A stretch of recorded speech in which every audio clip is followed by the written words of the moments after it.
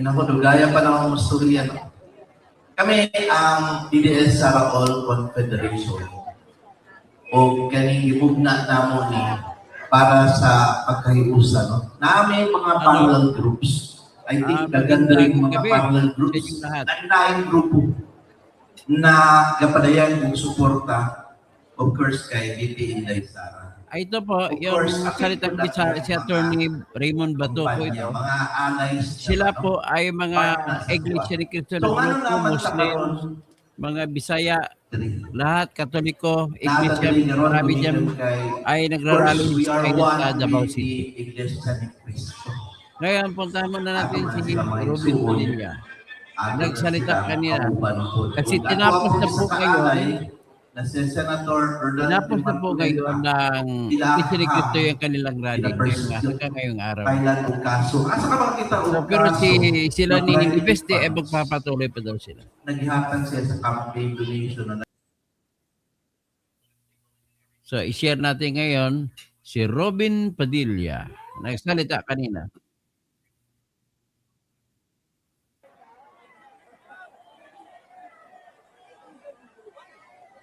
Ang tawag doon, lokohan!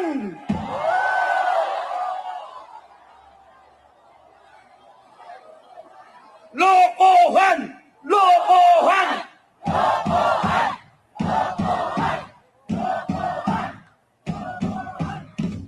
Alam nyo mga kapatid, nakakalungkot ang sitwasyon ng bayan natin. Kaya ang buong sambayanang Pilipino ay nagpapasalamat sa Iglesia ni Cristo sapagkat hindi kayo nakakalimot sa pagmamahal nyo sa bayan.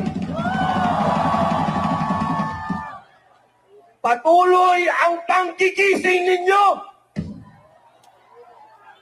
Marami sa ating kababayan, hindi ko alam, sila'y gising. Sila naman ay hirap din.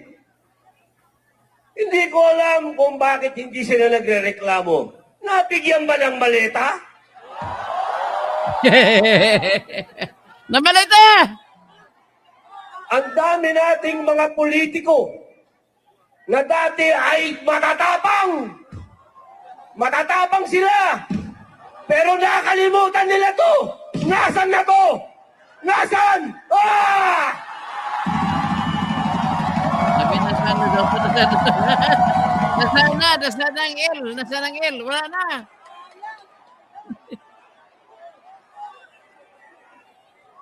Alam nyo, ang tatay ko, si Assemblyman Roy Padilla Sr., kasama doon sa EDSA 1.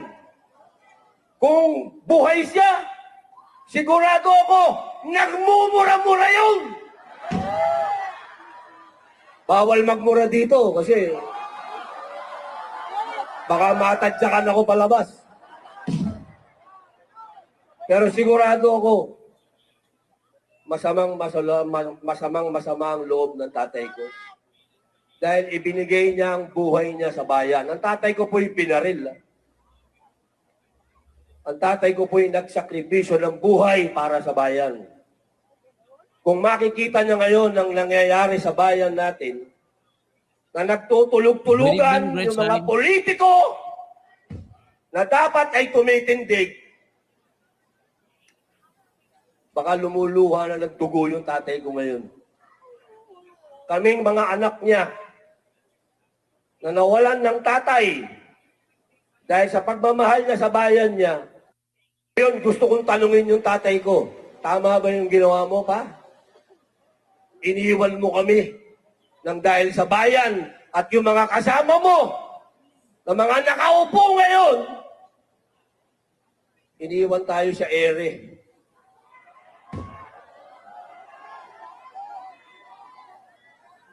Napakasakit ng nangyari sa atin, mga kababayan.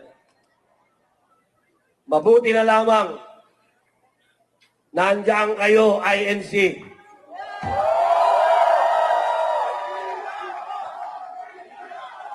We are one!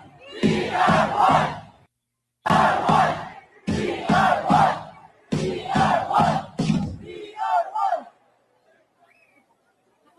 isang punto na lang. Kasi alam ko, tapos na tayo eh. Buti nakahabol ako. Dali. Wala tayong ano. Masakyan. Ito, pakiusap po. Hindi sa inyo, dahil alam ko, hindi nyo kami iiwan eh. Gagamitin ko na lang itong oras na to para makiusap sa mga kababayan nating hindi naman pero nagtutulog-tulugan. Iniisa-isa na po kami. Hindi po magtatagal, masushoot na naman ako. Hindi! Hindi! Hindi! Ang katanungan na lang ngayon, kung ako boy isushoot dito o ipadadala ako sa Hague. Kasi yung kaso ko, obstruction of justice, na ang warrant of arrest galing sa ICC eh. Dayuhan. Wala naman akong obstruction of justice dito. Foreigner pare ang kaso ko. Foreign.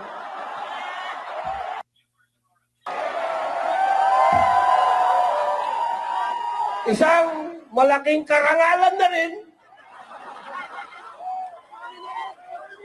At least, di ba? Nandito tayo sa liwasang bunituhan.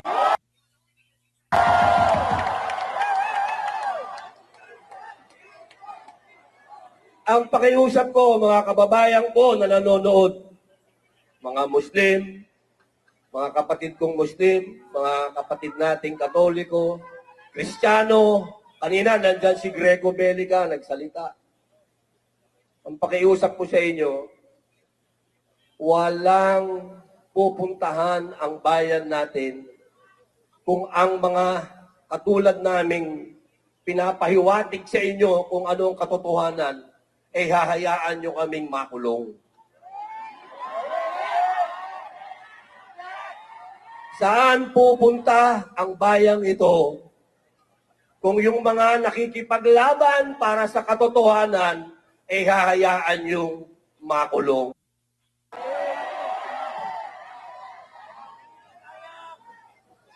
Paano na ang bayang ito? Helen Baguio. Paano na ang mga lugar na katulad nitong Liwasang Bonifacio? Kung yung kalayaan ay hahayaan nating tapak-tapakan pasensya na tayo.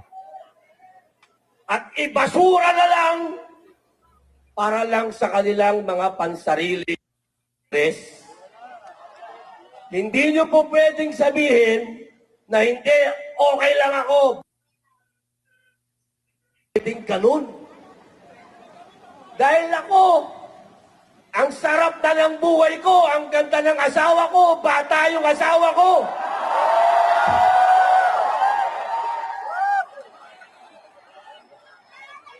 Pwede naman akong mag-artista, ang daming leading lady. Pero nagtitiis ako para sa inyo.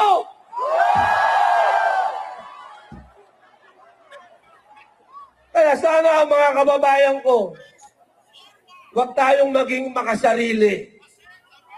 Tingnan natin kung ano ang ginagawa ng Iglesia ni Cristo. Isang tabi niyo yung religion kasi. We are one. We are one. We are one. At tingnan ninyo yung mga muka ng mga namumuno sa inyo. Yung mga namumuno sa inyo, ano ba yung kanilang motibo at interes? Kapag pansariling interes, iwan nyo yan! Ang laki na ho ng utang natin. Ang sabi nila, kanina nakikinig ako, ang sinasabi lang ng ating kapatid, buwis lang, buwis. Ang binabayad yung buwis, ang binabayad kong buwis. Totoo yun. Napupunta sa wala. Pero mas nakakainsulto dahil yung inuutang natin na dapat punta sa pag-unlad natin, nauuli rin sa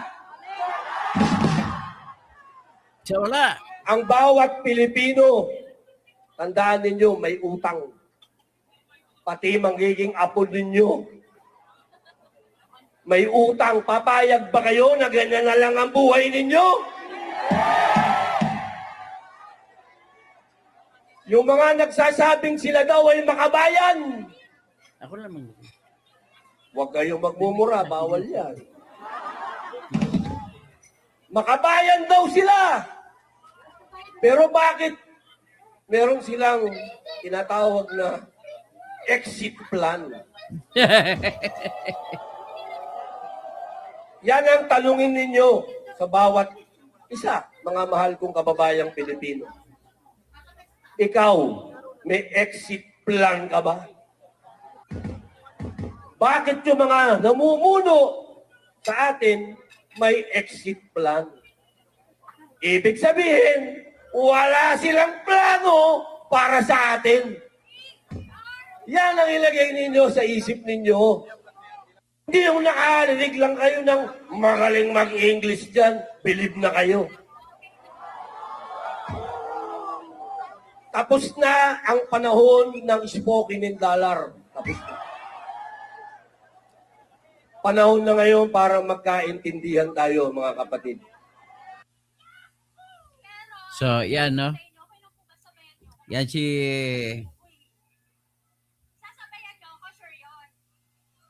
Robin Padilla.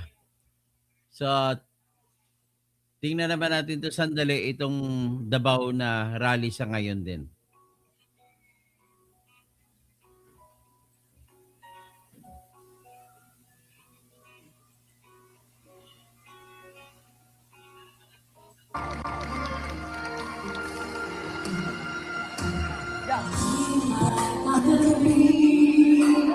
Ay mayroong wakas pagkatapos ng dilim ay mayroon. So, bale. So, iyan po ang nangyayari sa Davao. I think, muna natin ito si Libeste.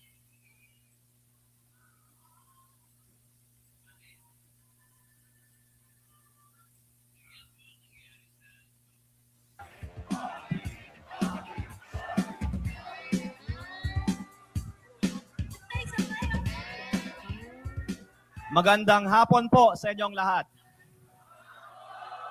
Binabati ko po lahat ng mga Batanggenyo na narito po ngayon. Lahat ng mga Good evening kababayan kay natin Kumaro mula sa Darlene Luzon. Narvino. Hello po Luzon. Sessa. At syempre po, Visayas Exposure and Mindanao. apps. Ang dami natin dito ngayon. Lahat nagre-representa ng Abdul ating sariling Haposing. mga probinsya. Waalaikumsalam. Kaya ang slogan natin ngayong araw ay We Are One.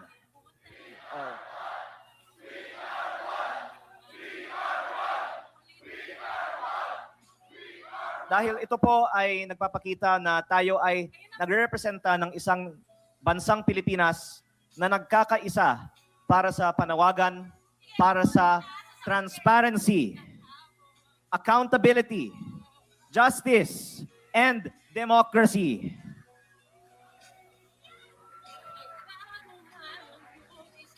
These same principles are part of the job description that every member of Congress should be fighting for.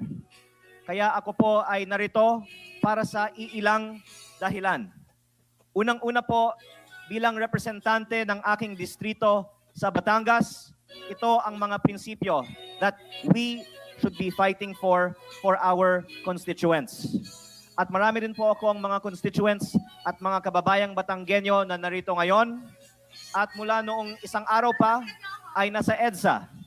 At ako po ay nag-look out for their welfare, and I can see many of us are having a very good time dito po sa Liwasang Bonifacio. Kaya kaninang umaga pa lang, nandito ako, pabalik-balik po ako, at gumawa ako ng bilang ng mga tao nandito throughout the day. At napansin ko na maraming mga hindi nabibilang. Kaninang 2 p.m. lang, ang bilang namin ay mahigit kumulang 10,000 na tayo dito nung 2 p.m. pa lang. Pero ang sinabi noon ay mga 2,000 lang noon. Ngayon, ang latest na bilang ay mahigit 15,000 na tayo dito sa Liwasang Bonifacio.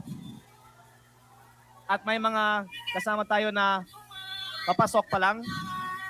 At mukhang aabot tayo ng mahigit 20,000 dito sa Liwasang Bonifacio on the third day of our events for transparency, accountability, justice, and democracy. The third of what I'm sure will be still many more days. Dahil syempre ang kagandahan din dito sa Liwasang Bonifacio, ito po ay Freedom Park. Hindi po kailangan ng rally permit at tayo ay nagpapasalamat sa City Government of Manila na sumusuporta sa patuloy na mga meetings dito sa Liwasang Bonifacio. Palakpakan naman po natin ang City Government of Manila. Okay. So, si Isko, na sekreto tumulong. Tingnan muna natin ang isang ito.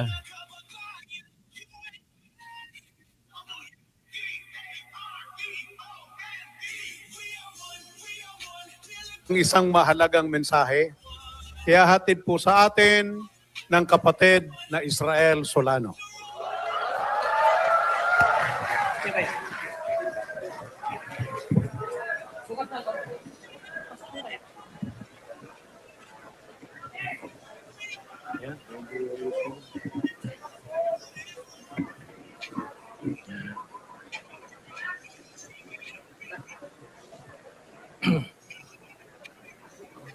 Hello. Mga kababayan, mga kapwa Pilipinong nagmamahal sa bayan, isang magandang araw po sa inyong lahat. Noon pa lamang unang araw ng ating rally ay nilinaw na po na ito ay hindi para sa iisang tao lamang. Ang issue po rito ay hindi lamang tungkol kay Senador Rodante Marcoleta. Hindi po. Ang isyung ito ay tungkol po sa mga Pilipino. Tungkol po ito sa bawat nagbabayad ng buwis. Tungkol po sa bawat pamilyang naapektuhan ng baha. Tungkol ito sa bawat mamamayang umaasa na ang gobyerno ay tapat at makatarungan.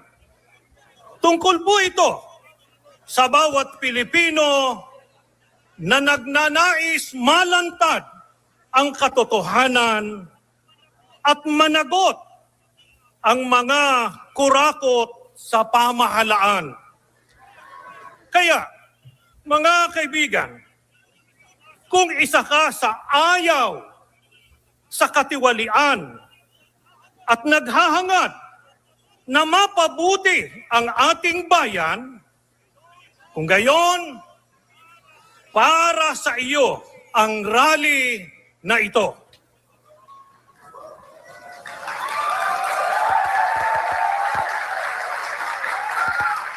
Mga kababayan, si Senador Marcoleta ay isang abogado. Hindi na siya nangangailangan na ipagtanggol pa natin sapagkat kaya niyang ipagtanggol ang kanyang sarili. Nakita na natin sa maraming pagkakataon kung saan ay nakikipagdebate siya sa Senado at sa iba pang mga forum na doon ay malinaw niyang naipapaliwanag kung ano ang makatwiran at naaayon sa batas. Baka nga ito ang isa sa mga dahilan kung bakit siya pinag-iinitan ng mga napikon sa kanya dahil di makapanaig sa kanyang katwiran. Subalit, mga kababayan, ito po ang punto at isipin po ninyo. Kung ang isang senador, isang mataas na opisyal ng gobyerno na iniluklok ng maraming Pilipino, ay nagagawa nilang gipitin dahil lang sa siya ay naglalantad ng katiwalian, paano na ang pangkaraniwang taong tulad natin?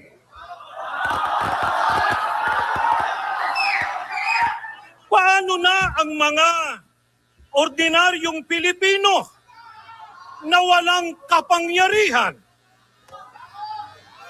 Paano na ang karaniwang Juan de la Cruz na walang kakayahang ipagtanggol ang sarili laban sa pang-aabuso ng kapangyarihan?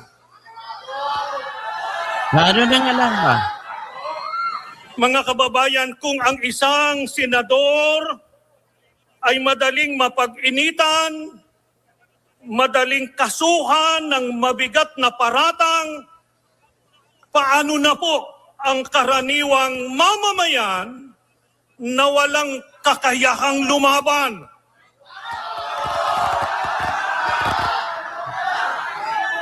Kaya mga kababayan, huwag tayong magpapaloko.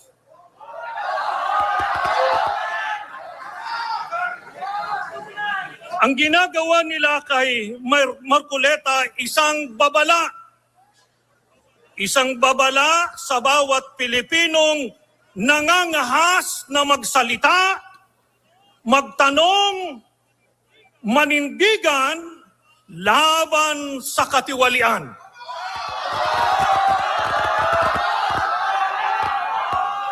At ang mensahe nila ay malinaw. Pakinggan po ninyo. Kung kaya naming gawin ito sa isang senador, kaya rin naming gawin ito sa inyo.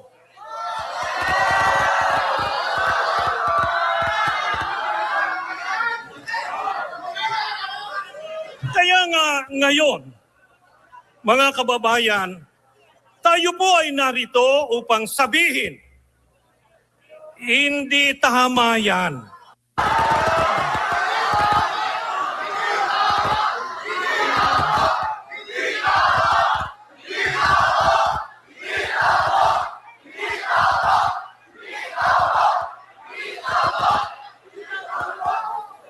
Hindi lang basta hindi tama ang lahat ng kanilang ginagawa, kundi halatado na ng bayan.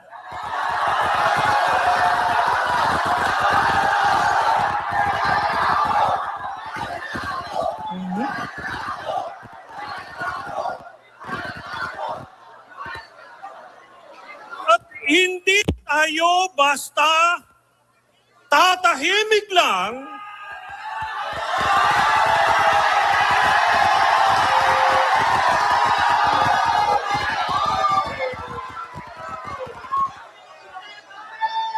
Hindi tayo basta tatahimik lang kapag ang isang tao na nagsisilbing simbolo sa paglalantad ng katiwalian at korupsyon ay gagawin ninyong halimbawa upang patahimikin ang buong sambayanan.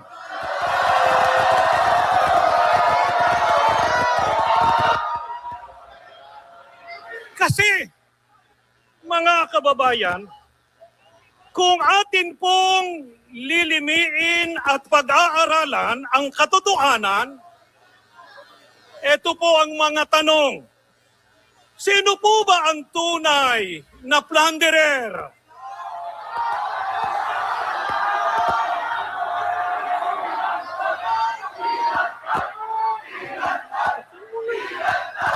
ka muna.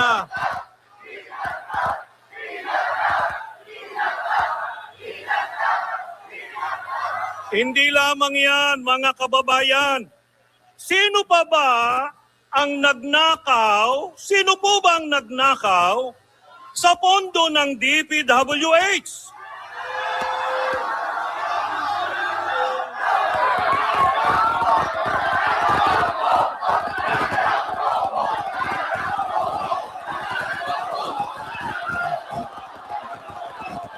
Sino po ba ang tunay na kinabang sa pandarambong na nagkakahalaga ng bilyong-bilyong piso na dapat sana ay ginamit para sa mga proyektong makakatulong sa inyo, sa inyong pamilya at sa ating komunidad? Marami na pong lumitaw na mga pangalan. Bakit? Bakit ang mga yon ay hindi kinakasuhan?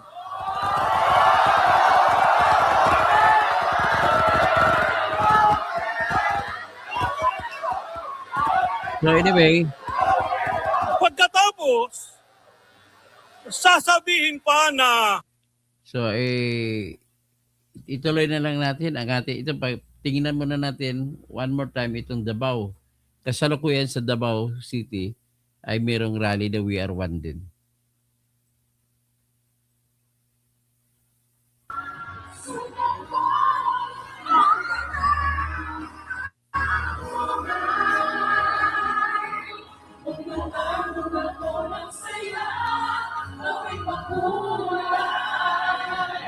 Iba na ang ating lahi.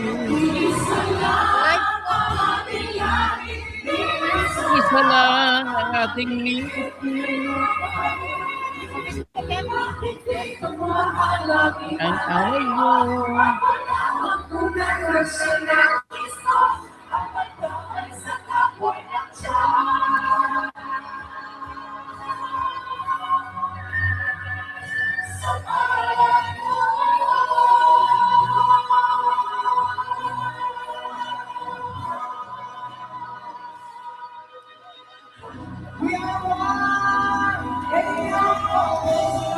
Anyway, yan po yung nangyayari sa Davao City. We will now talk about the case of Marcoleta.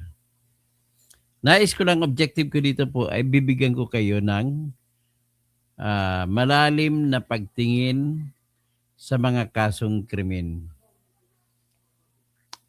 Magandang gabi, naimbang gabi, Romel Bengson, si Ronel.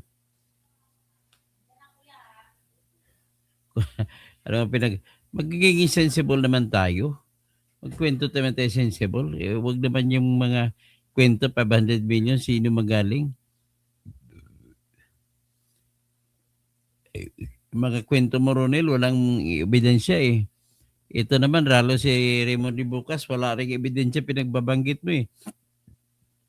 So anyway, ganito po. Guilty ba si Marcoleta? Sagot? Hindi po. Ito naman, panibagong diskusyon na naman to. Pag tinignan mo sa punto de vista ng mens rea, ay hindi po siya guilty. Yung mens rea po ay isang pamamaraan sa pag-usisa sa pangyayari para malaman mo kung guilty o hindi ang isang tao.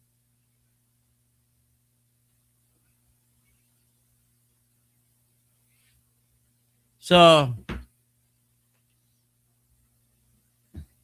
ganito po. Ano po ba yung mens rea? Para maintindihan ninyo, ang mens rea po ay tinitingnan namin na isang intensyon ng isang tao na gumagawa ng krimen. So ngayon, mag-isip ka ng isang tao na pumatay. Yung mga bata doon, kung matatanda na mga yon, yung bumaril sa kapwa kaklase. Ang mens rea, ang ibig sabihin po, may intention siyang gawin ang krimen. Na Alam naman niya na mali, ginawa pa niya. Yung pagnanakaw, alam naman niya na mali, nagnakaw pa rin. Yung mang-rape, alam niya na ang pag-rape ay mali, nang-rape pa rin.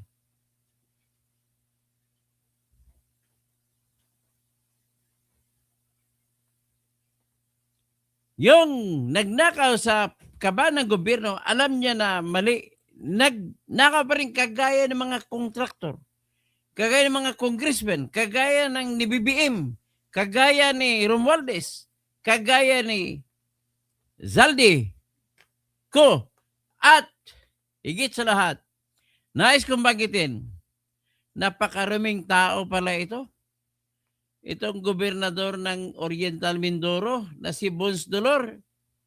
Magnanakaw pala ito, nagkokunwari, pumapapel nung imbestigahan ang Oriental Mindoro na mga flood control projects, siya pang una ron. Pinapakita niya ng mali si Arnan Panaligan. Mali dito si Panaligan. Pero pare-pare lang para sila karumi sa flood control. So, yan po ang ehemplo ng mens rea. Alam naman nila na mali yung ginagawa nila sa pag-substandard, ginagawa pa rin nila. Alam naman nila na mali na ilalabas ang pera kapag hindi dumaan sa masusing pag-aaral at gagawin mo flood control project, ibig sabihin, alam ni Bongbong yan na mali yan, tinuloy pa rin niya. Tinuloy pa rin nila ni Romualdez. Tinuloy pa rin nila kasama si Chis Escudero dyan. Alam naman nila na pag maglagay ka ng proyekto na hindi pinag-aralan, kasiraan lamang ang puntahan. Ibig sabihin po, may malisya sila. Yan ang ibig sabihin ng mens rea. Having said, what is mens rea? Let me bring your attention and let us study kung ano ang sirkumstansya o sitwasyon ni Marcoleta. Nakalay ba ko, sir? So ngayon, tingnan natin ang analysis ng mens rea. Ang mens rea po, ladies and gentlemen, ulitin ko lang, yung may alam mo na mali, gagawin mo pa at ginawa mo pa. Alam mo na, ulitin ko lang, ang pagpatay ng tao ay mali, pinatay mo pa. Alam mo na ang pagnakaw ay mali, ginawa mo pa, kaya may mens rea or intention na klaro. Tingnan natin si Marcoleta. Nung tinanggap niya ang 75 million na kusang loob na binigay na walang kapalit kahit ano paman. At nagbayad pa para maipakita ang pagka-inosente ng nagbigay na si Mike Defensor, si Joseph Espiritu at si Aristotle Viray, bumayad pa sila ng tinatawag na donor's tax. Kompleto. So, nagbayad sila. Ano ibig sabihin? Sa mata ng batas, legal. So, kung legal pala, tinanggap ni Marcoleta. Karapatan naman ng kahit sino na pagbibigyan ay tumanggap. Pag binigyan ka ng tatay mo, tanggapin mo kung gusto mo. Itanggi mo kung ayaw mo.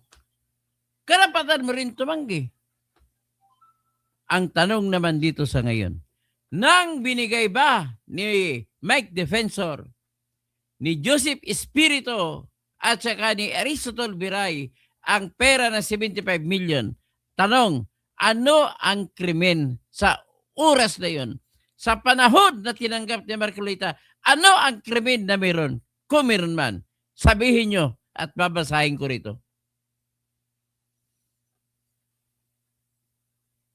Halimbawa, sabihin natin, yung binigay na pera Alam ni Marcolita na galing sa nakaw. Ano ang mens rea doon ni Marcolita kung tinanggap niya? Ang mens rea niya roon ay alam niya na nanggaling sa nakaw at tinanggap pa niya. Yan ang immoralidad. Alam mo na mali, ginawa mo pa.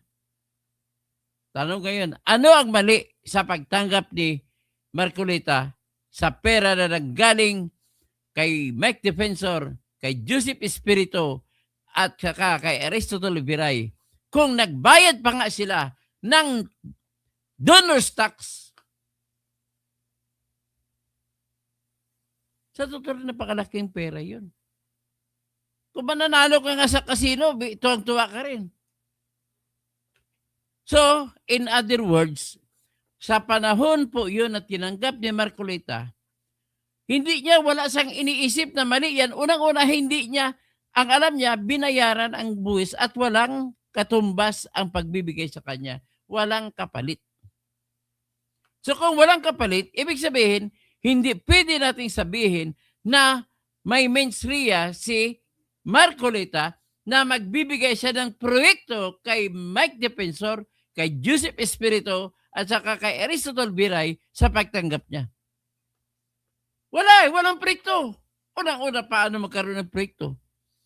Siya yung isang congressman na walang membership ng kahit anong committee. Ang tanging bit-bit niya lang sa panahon na yun ay iisang boto na kung magkaroon ng buto-butuhan sa pagsagawa ng batas, katangi-tanging isang boto. 316 po ang dami ng congressman. At gaano kahalaga ngayon ang isang boto kung titingnan natin, maraming congressmen, 316 ang bilang. Halimbawa, may pinag-usapan na na prangkesa. Kasi usually sa negosyo, prangkesa ang hinahabol. O di kaya buwis na mga tinatawag na syntaxes.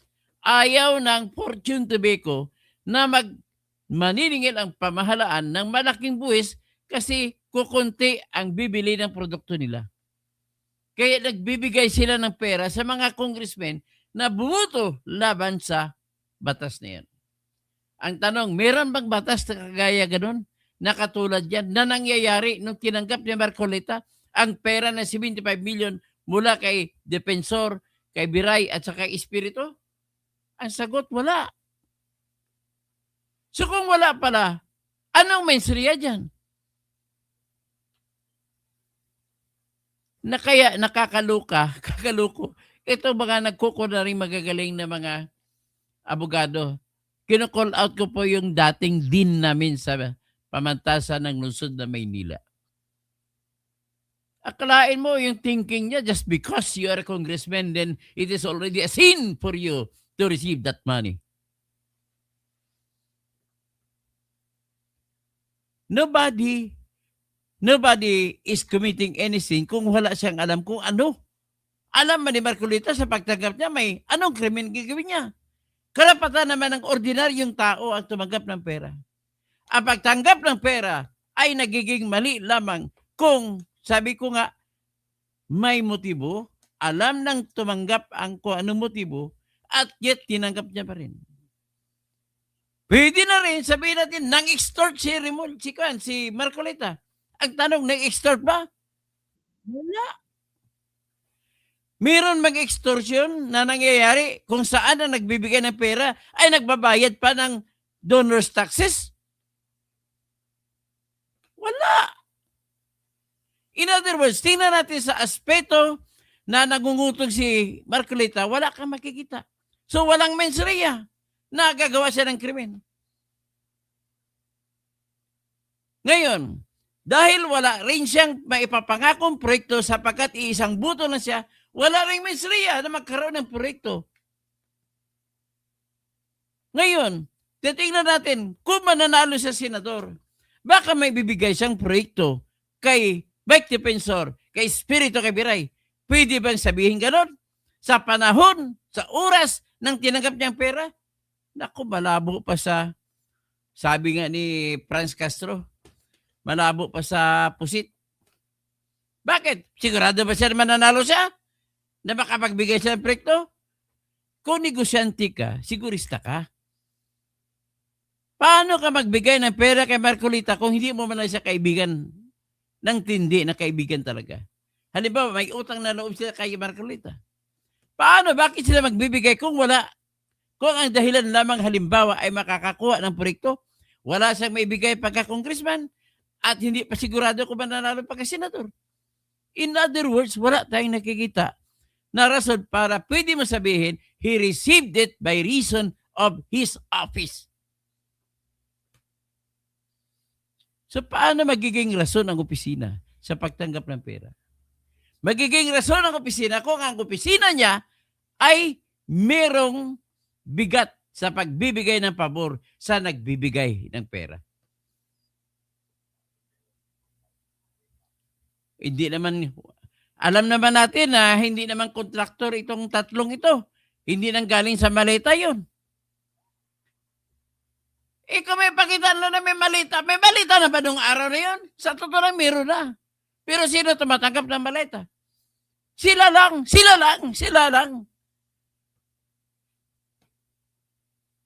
Patunayan muna nila na may maleta si Marcolita para magiging guilty si Marcolita. Pero sa joke na usapin, Marcolita, M-A, tanggalin mong R, tambagalin mong C, ang O, tapos maging maleta na. Hanggang doon lang. Ay, nako. Pag tinagal mong R-C-O, ang Marcolita naging maleta. Parang yan natin naging kasalanan ni Marcolita. Ano, Boyeng? Ay, nako, Boyeng. Nag-aral ka pa sa UP College of Law. Tapos, asan ang mens rea mo, Boyeng? Sa ngayon, alam mo sino may mens rea? Si Boyeng. Krimen po yung pagsampa ng kaso kapag hindi niya deserve ni Marcolita ang kaso. Anong tawag sa krimen na yan? You caused undue injury unto that private person named Marcolita. And that is punishable until 15 years of imprisonment. That is Section 3E, Republic Act 3019. Andaan mo, pag hindi ka na ombudsman dyan, ikukulong ka rin, babalikan ka. Ang problema sa mga opisyal natin, sa bayan, kung sino na sa pwesto, wala na sila pakialam kung ano mangyari sa kanila kung wala na sila sa pwesto. You are acting like there's no more tomorrow. Grabe. Hindi nyo naintindihan. Kagaya halimbawa, may doktrina po mga premiers. Na doktrina din ng iba na hindi premiers. Anong doktrina na yon? Respect the juniors. Bakit? Darating ding araw, magre-retiro din si senior, papalit si junior. Di titirahin kayo ni junior. Ganun lang ho, kasimple. Respect each other's rights. At kung hindi klaro naman, ay huwag kang maghimasok na akusahan mo, mag-imbento ka ng akusasyon na para kang si Melvin Matibag. Huwag mong gayahin si Melvin Matibag, Rimulya. Si Melvin Matibag mahilig maggumawa ng kwento. Biro mo, abogado ka naman, hindi ka naman magaling sa math. Nagiging engineer ka ba para makasuhan mo lang si Mike Defensor? Pinapakitaan mo ng building plans, dito dumaan ang mga babae. Dito, wala hindi sinunod ang plano. Kaya para magkaroon ng trafficking. Putang ina, ano ba klase? Alam mo ba, Melvin Matibag, ang proseso sa paggawa ng building? Engineer pa ako, you take it from me. Una, gagawa ko ng plano. Ang plano ko na magagawa, paaprubahan ko sa may-ari ng building na gagawan ko. Kung okay na sa kanya yan, ang aking pong obligasyon ay siguraduhin ko na ang building na ginawa ko ay hindi matitibag kahit 8, intensity 8 ang lindol. At kung magagawa ko niyan, hihingiin ako ngayon ng permit sa Office of the Building Official. Ang Office of the Building Official naman, i-check ang trabaho ko. Tama ba ito, structure? Tama. Pag tama, bibigyan ako ng building permit. At kapag kinatayo ko na, dahil may building permit ako, i-inspeksyonin ako ng building official. Every week, tingnan kung ang paggawa ko sa building ay nasusunod sa plano. Ay, nako. Ibig sabihin, ulitin ko lang, magkaroon lamang ng issue sa mensria kung alam ng tao na ang ginagawa niya ay krimen, anyat ginagawa niya. So, pag-usapan natin ang krimen na Sosi. Sa panahon na yun, nang tinanggap na niya, January 2025, krimen ba yun pagtanggap? Krimen ba yun? Paglabag ba yun sa ng election law sa expenses? Hindi pa campaign period. So wala pang election na pag-uusapan, so hindi siya krimen. Ibig sabihin, kung walang krimen, walang issue na pinag-uusapan ng mensria. Hindi natin pinag-usapan kung may intention gumawa ng masama dahil walang krimen. Next. Tingnan natin sa aspeto ng salin na dapat ilagay niya sa salin kung nakatanggap siya ng kayamanan. Ladies and gentlemen, the realization of money is the only qualification para ilagay mo sa salin o hindi. Nung binigay sa kanya, very specific ang pakay ng donasyon para sa kampanya. Kaya tinuloy niya sa kampanya. Ang kampanya ngayon ang may-ari ng pera, hindi si Marcoleta, kundi ang kampanya niya. Hiwalayin mo ang kampanya niya, hiwalayin mo ang pagkatao niya. At the only way na para magiging iyo ang isang kayamanan, kailangan mahawakan mo yun at may bulsa. Ngayon, may katibayan ba si Boying Remulla na yung perang binigay sa kanya, binulsa niya muna bago niya nilagay sa kampanya? Wala.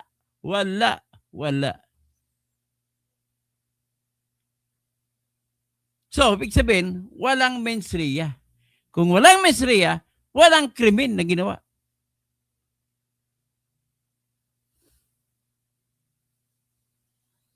Ngayon, ipapakita ko sa inyo ang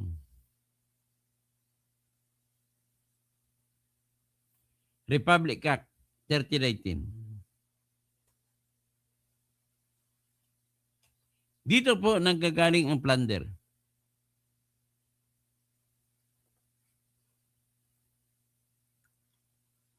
Pag-usapan natin ang pagbibigay ng pera sa pamamagitan, alamin natin kung anong ibig sabihin ng gift. Ito po yung Republic Act 3019 na isa sa mga elemento na kinuha ng plunder law. Ito po. Definition of terms. Government, public officer, receiving any gift. Yan. Receiving any gift includes the act of accepting directly or indirectly a gift from a person other than the member of the public officer's immediate family. Ibig sabihin, pasok na dito yung pagbigay ni Mike Defensor kasi hindi naman niya kamag-anak si Mike Defensor. Tumanggap siya ng pera, gift. Tapos, in behalf of himself or of any member of his family, ibig sabihin, may ibang tao tumanggap para sa kanya. Pero sa kanya din pala yun. Kailangan within the fourth degree of civil degree. Ibig sabihin, pinsan niya. Either by consanguinity or affinity, ibig sabihin, kahit maging kamag-anak niya sa kasal o sa dugo.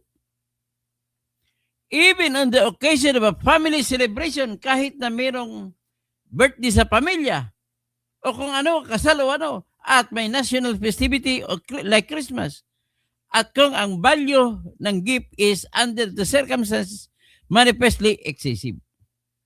Ibig sabihin, nakakita ka na dito ng sitwasyon na yung gift na tinatawag ay napunta sa pagkatao ni Marcoleta. Kung hindi ka Marcoleta mapupunta, hindi mo matatawag ng gift yun. At kung para yun sa gasto sa kampanya, hindi yung gift. Ganun lang ho, kasimple yan. So ngayon, tingnan natin ang plunder law.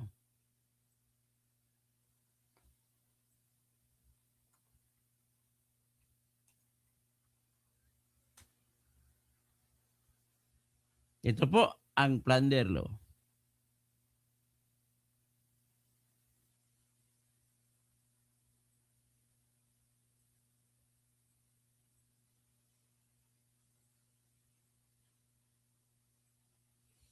Ito plunder law.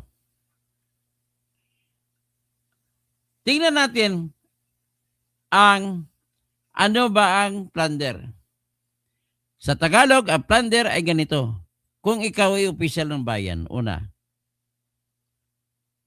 Tapos, maaring mayroon kang kasama sa pagsagawa ng krimen o wala. At nakatanggap ka ng ill-gotten wealth. At nakatanggap ka ng ill-gotten wealth sa pamamagitan ng mga kombinasyon o anumang overt or criminal acts as described in Section 1.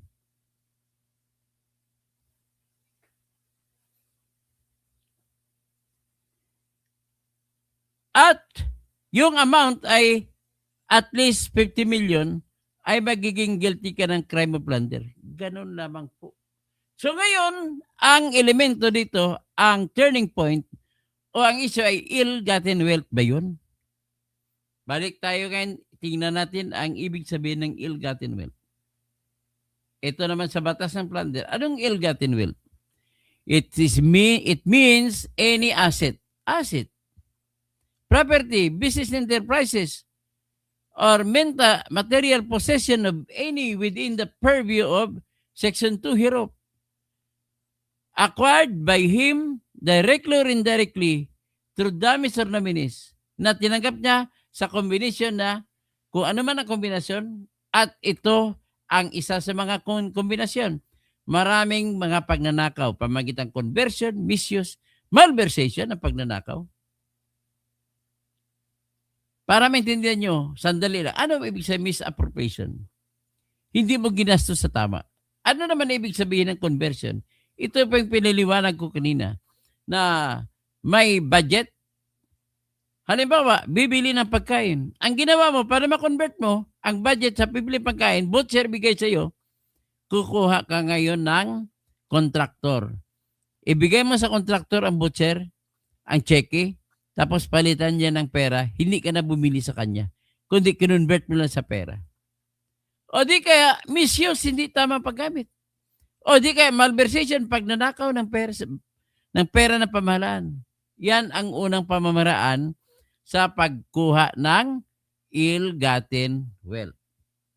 Number 2 na pamamaraan, by receiving directly or indirectly any commission. Commission. Ano ibig sabihin commission?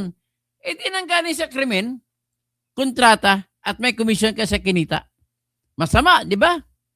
O, pag sinabi, gift, bakit ang gift na pasama? Hindi naman yan. Halimbawa, anong klaseng gift? Ibig sabihin, kapag inupisan mo ng tinutukoy ay masama, commission, ibig sabihin po, yung gift na tinutukoy dito ay yung klase ng gift na masama. Ganun na kasimple. Hindi mo pwede sabihin ng simpleng gift, innocenteng gift ay damay dyan. Share, commission din ibig sabihin na share. Percentage, porsyento. Commission din yan. Kickback, commission din yan. So, ibig sabihin, ano ang kasama ng gift? Commission, share, percentage, kickbacks. Ibig sabihin, anong klaseng gift? Yung gift na binigay, nakuha mo sa pamamagitan ng katulad ng mga transaksyon nito, kickback or yung tinatag na porsyento mo. At ang gift It could either be sing-sing or whatever, kotse of pecuniary benefit from the personal entity in connection with any government contract. Sigurado dapat konektado sa kontrata or project. Tapos na tuloy, or by reason of office. Kailangan ang rason sa office, kailangan katulad din ng project na may makukuha sa project. Or ang position, by reason of position, anong rason? Or ang rason ibig sabihin nito ay project. So yan lamang po. So very clear po, kay Marcolita ay inosente ang pagbigay. Ngayon kung sasabihin nung aking din sa PLM na si Jadroy ay mali din siya. Kasi sa kanya walang qualification eh. Just because you are congressman, tumanggap ka na, mali na kagad. Binayaran naman ang buwis. Buwis ng pagtaksi siya, binayaran naman. Anong problema doon? Walang bawal. Mabuti kung campaign period na, hindi pa. Kaya, sa totoo lang, positive na positive ako, pagsampa ni Remulla ng kaso, ay dahil sa ingay ng Iglesia ni Cristo, dahil sa reklamo ng Iglesia ni Cristo at mga Pilipinong iba na hindi Iglesia, na nagsisigaw, we are one! We are one! We are one! Sigurado ako na naririnig yun ng mga justice ng Sandigan Bayan. At kung narinig nila, ano ang gagawin nila? Usually kasi ginagawa ng justice, hindi na nila inuusisa kung may ebidensya ang mga kaso na sinasampa ng ombudsman. O wala. Respeto lang ang binibigay sa ombudsman. Tanggapin ang kaso. Sasabihin naman ng Sandigan. Anyway, makikita naman natin sa paglilitis na kung talaga bagus lang may ebidensya. Magiging fair naman tayo sa akusado. Ganun ang iniisip ng Sandigan Bayan. Pero in the meantime, arestado ka muna. Kasi ang kasong sinasampa sa iyo, non-bailable. Ganun po ang ibig sabihin yan. Kung bakit naghurumentado si Marcolita. Although, sigurado naman Marcolita, kaya talagang dapat lang idiin yan ng Iglesia at saka ni Marcolita para mapukaw ang damdamin at utak ng mga Sandigan Bayan Justice na hindi nila basta-basta tanggapin kung ano ang isasalang ni Remulla na isang nag-imbento ng mga ebidensya sa pamamagitan ng bendalo. Intindihan nyo? So, at least alam nyo na, pangkampanya yun, hindi yun gift. Donation sa kampanya, pangkampanya, campaign fund yung tawag doon, hindi gift. Kaya let us be strict in calling it, it's not a gift. It's a campaign fund. Period.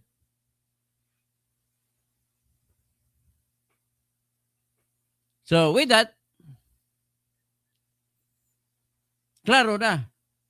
Klaro na wala talagang kasalanan dito sa Marcolita.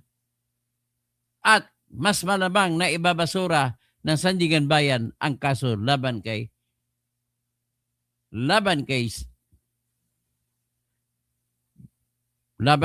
kay Marcolita.